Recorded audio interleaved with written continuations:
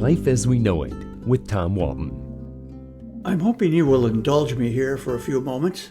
Please forgive an old man for reminiscing. It's what we do. I recently had a flashback to an amusing incident that occurred many years ago when I worked in Monterey, California for a newspaper owned by the Toledo Blade. The newspaper was called the Monterey Peninsula Herald, and it was my honor to work there for many years as its editor. If you're a golf fan, you know that the Pebble Beach AT&T Pro-Am golf tournament is played there every January. Back in my days in Monterey, it was still called the Bing Crosby Pro-Am, and it was a really big deal because of the celebrities that Bing invited to play. As I watched this year's tournament on TV, I found myself recalling how much I enjoyed the experience in person. Bing Crosby is long gone, of course, and the celebrities on the links are far fewer these days, but I have so many memories. I remember walking out the back door of the lodge at Pebble Beach just as renowned sports broadcaster Vin Scully was reaching for the door from the other side to come in. It was an awkward moment, and we both laughed. About 20 minutes later, I decided to go back into the lodge through the same door.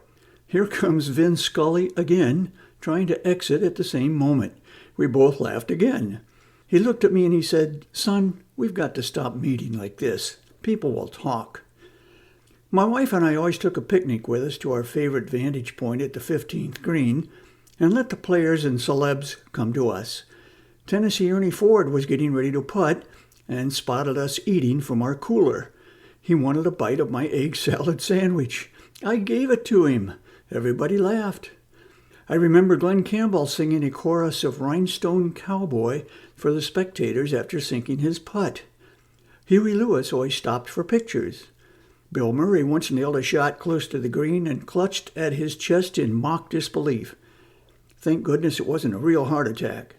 Far less happy with his approach shot was baseball star Tony Conigliaro, whose golf ball hit a spectator near us in the head.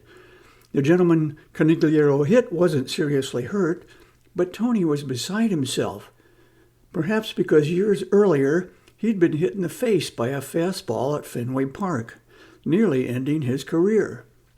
One of the best-known celebrities in the tournament was a local boy named Clint Eastwood. Dirty Harry always got the biggest cheers from the gallery. I share these memories because, as far as I am concerned, the old Bing Crosby tournament is pretty much gone. They still play it under the new name, and the golf courses of Pebble Beach, Cypress Point, and the Monterey Peninsula Country Club are as spectacular as ever. But the celebrities are not as numerous or as prominent anymore. I'm guessing because they're a distraction to the pros playing for big prize money.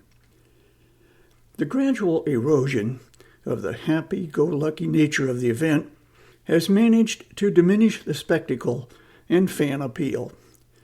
Bing would not be happy.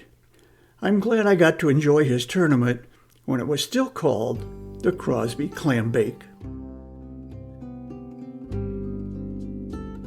Life as We Know It is written and hosted by Tom Walton and is a production of WGTE Public Media. Life as We Know It with Tom Walton can be heard on WGTE FM 91 every Monday afternoon during All Things Considered at 5:44 p.m.